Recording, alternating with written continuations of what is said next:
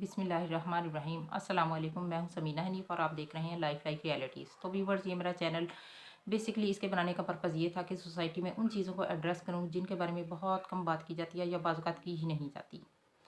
तो अगर हम देखें तो हम 21st सेंचुरी से बिलोंग कर रहे हैं और इस कदर एडवांस हो चुके हैं हम कि हम लगता ही नहीं है कि हमारी इक़्तिदार से या इन चीज़ों से पुराने दौर की किसी चीज़ से ताल्लुक़ है। मसलन हमारे अगर कपड़े देखे जाएँ, हमारे घर की टेक्नोलॉजी को देखा जाए तो हम बहुत ज़्यादा जदीद हो चुके हैं। टेक्नोलॉजी को अगर आप देखें तो बच्चे से लेके एक बूढ़े के हाथ में भी आपको टेक्नोलॉजी नज़र आएगी। लेकिन क्या बाकी दुनिया के साथ कंपेयर करते हुए हमने इसी टेक्नोलॉजी से अपने जहन भी तब्दील किए हैं?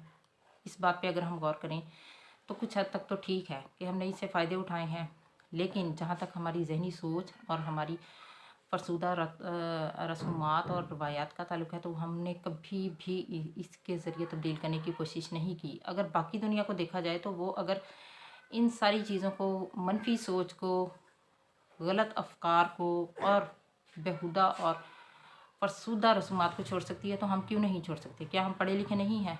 क्यों नहीं? आज अगर देखा जाए तो हमारी लड़कियों में एजुकेशन का रेशो लड़कों से बहुत ज़्यादा है, जिसके बारे में शायद कभी सोच भी नहीं सकते थे कि मुसलमान या फिर पाकिस्तानी लड़कियां इस कदर पढ़ी लिखी होंगी।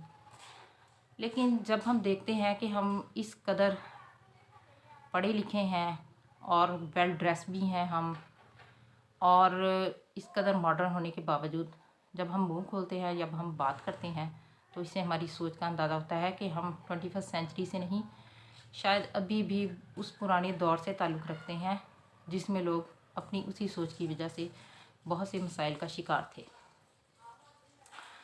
तो आज मेरा मकसद इस व्लॉग का ये था कि मैं उन चीज़ों को हाईलाइट करूं जो कि माँओं के अंदर तो थी, माँओं ने अपनी माँओं से सीना ब सीना सीखी थी और उनके ऊपर कभी तहकीक नहीं की थी। लेकिन आज की बच्चियों को अगर आप देखें तो वो इस कदर टेक्नोलॉजी का यूज़ कर रही हैं, लेकिन वो भी माँओं से वही चीज़ें ले रही हैं। क्यों ले रही हैं? आपको जब पढ़ाया जाता है तो पढ़ाने का मकसद क्या होता है? आपके अकायद पुख्ता करना, आपकी सोच को तब्दील करना, या ये कि आप हर चीज़ को एक प्रैक्टिकल नज़र के साथ देखें। लेकिन हम में से ना तो कोई प्रैक्टिकल है, ना अपनी सोच तब्दील करता है, ना उसके ऊपर रिसर्च करता है, और ना उसके आउटकम देखे जाते हैं। क्या वाकई ही इस सोच का, इस नज़रिए का यही आउटकम है जो हम देखते हैं? तो आइए अब हम वन बाय वन चीज़ों के ऊपर बात करते हैं। हो सकता है इनमें से कुछ चीज़ें आपको ऑकवर्ड भी लगें, लेकिन ये हकीकत है। कुछ फैमिलीज़ में, कुछ कल्चर्स में ये चीज़ें पाई जाती हैं, कुछ में नहीं पाई जाती। हर कल्चर में मुख्तलिफ़ किस्म की फ़रसुदा सोच और फ़रसुदा रसूमात हैं, रवायात हैं जो कि सीना ब सीना, जनरेशन टू जनरेशन आगे चली जा रही हैं, जिनको ख़त्म होने का नाम नहीं ले रही। अब पहली बात अगर मैं करूँ तो उसमें ये है कि जब शादी होती है, निकाह के बाद बड़ी बूढ़ियाँ जो होती हैं, जब जैसे ही लड़की का निकाह पढ़ाया जाता है तो फ़ौरन उसे कह दिया जाता है कि जल्दी जल्दी अपने कपड़े झाड़ लो, और जो ताकि अगर तुम कपड़े झाड़ लोगी तो तुम्हारे शौहर का तुम्हारे ऊपर रोब नहीं होगा और तुम्हारा उसके ऊपर रोब रहेगा। अब ये इस कदर इलॉजिकल बात लगती है कि मैंने इस कदर पढ़ी लिखी लड़कियां देखी हैं, डिग्री होल्डर देखी हैं, इस कदर मॉडर्न होती हैं, लेकिन वो जैसे ही किसी बुजुर्ग खातून ने कहा फ़ौरन उठ के कपड़े झाड़ने लग जाती हैं। भी आप इस बात को सोचें तो सही, इसका लॉजिक से, हकीकत से क्या ताल्लुक है? कपड़ों का किसी के असर होने ना होने से क्या ताल्लुक हो सकता है? आपके शौहर के ऊपर आपका रोब तो तब होगा ना अगर आपके अंदर कुछ गुर होंगे, आप समझदार खातून होंगी, आपको ये पता होगा आपने घर कैसे चलाना है, या मुश्किल हालात में अपने शौहर का साथ कैसे देना है, या आपको कुकिंग करनी आती है। अगर वो भी नहीं आती है और जैसा खाना उठा के आगे रख देंगी और वो जहर मार करेगा तो आप समझेंगी कि आपका असर और आपका रोब होगा आपके शौहर के ऊपर? कभी भी नहीं। और ये कि अगर आप सारा दिन अगर किसी के घर जाती हैं, किसी से मिलती हैं तो साफ़ सुथरी होकर जाती हैं, ब्रांडेड कपड़े पहन के जाती हैं, और जब घर में आती हैं तो आप मासी वाला सूट पहन लेती हैं, तो फिर आप कहें कि आपका रूब भी आपके शौहर के ऊपर होना चाहिए। ये इंतहाई फरसूदा सोच है, जिसको जितना सोचते हैं उतना इसके ऊपर गुस्सा भी चढ़ता है। गुस्सा इसलिए चढ़ता है कि हम क्यों पढ़ी लिखी हैं? अगर हमने इन्हीं चीज़ों पे चलना है और हमने इनको चेंज नहीं करना तो अपनी बच्चियों को एजुकेट करें इस चीज़ के बारे में भी कि वो कम से कम ये वाली चीज़ें, कम से कम अगर मायने नहीं छोड़ रही तो बच्चियाँ जो मॉडर्न है वो तो कम से कम एक प्रैक्टिकल सोच के साथ आगे बढ़ें। अब ये होता है कि अक्सर ख़ास तौर पे गांव में तो हर औरत की ये सोच होती है, हर औरत, हर लड़की की, इवन के लड़कियां जो हैं वहाँ भी कल्चर में अगर देखा जाए तो वक्त से पहले ज़्यादा मैच्योर होती हैं, जो क्योंकि वहाँ एक ओपन किस्म का इन्वायरमेंट होता है। बच्चियाँ हर चीज़ माँ से जैसे पैदा होने के बाद जैसे जैसे समझदार होती हैं तो सीखती जाती हैं। तो जब वो बात करती हैं तो हैरान होते हैं कि इनकी उम्र इतनी कम है लेकिन इस कदर मैच्योर हैं।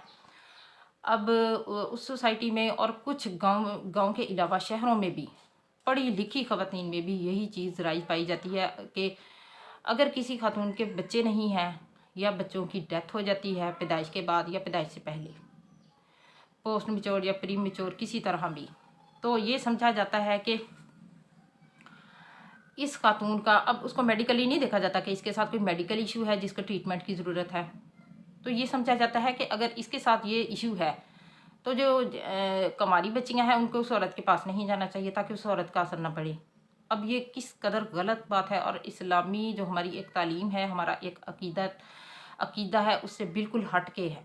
मसलन हम तकदीर पे बिल्कुल यकीन नहीं रखते, हम इन चीज़ों पे बिलीव करते हैं कि इसका असर पड़ जाएगा तो इस तरह होगा, ये होगा, वो होगा। तो जबकि आज अगर देखा जाए तो मेडिकल जितना तरक्की कर चुका है, वो मसाइल और वो मेडिकल बीमारियां जिनका कि अभी लोगों ने सोचा भी नहीं था, उनका भी इलाज है और लोग इलाज के बाद माशाल्लाह बिल्कुल रिकवर हुए हैं और अल्लाह ताला ने उनको औलाद की नेमत से भी नवाजा है। जबकि ऐसा करने से कुछ, ऐसा सोच से कुछ नहीं होता। अगर यही असरात औरतों के एक दूसरे के ऊपर पड़ते तो अगर वेस्टर्न कल्चर में हम देखें तो वहाँ तो शायद लोगों के किसी के औलाद ही ना होती, क्योंकि वहाँ इस चीज़ का कॉन्सेप्ट बिल्कुल नहीं है। किसी किस्म की का फ़र्क नहीं रखा जाता, किसी के बारे में ये नहीं सोचा जाता उसके पास जाऊंगी, उसके पास बैठूंगी तो इस तरह हो जाएगा। वहाँ सब लोग हॉस्पिटल में भी जाते हैं, एक दूसरे से मिलते भी हैं। तो लिहाजा अगर टेक्नोलॉजी में इतने एडवांस हैं तो इन चीज़ों को भी ख़त्म करें। अपना अकीदा जो है उसको बेहतर करें। खैर और शर जो होती है, या अच्छा या बुरा, कम या ज़्यादा, वो अल्लाह की तरफ से होता है।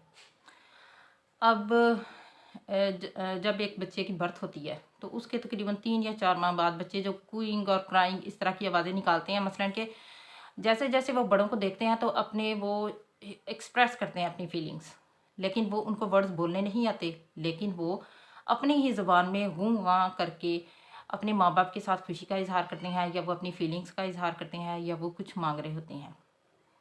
तो अब जब ये 3-4 माह का पीरियड होता है, बच्चा इतने मंथ का हो जाता है, तो उस दौरान में वो जो माँ होती है उसके बाल गिरना शुरू हो जाते हैं। और ये मोस्टली ख़वातीन या शायद हर खातून के साथ होता है डिलीवरी के बाद।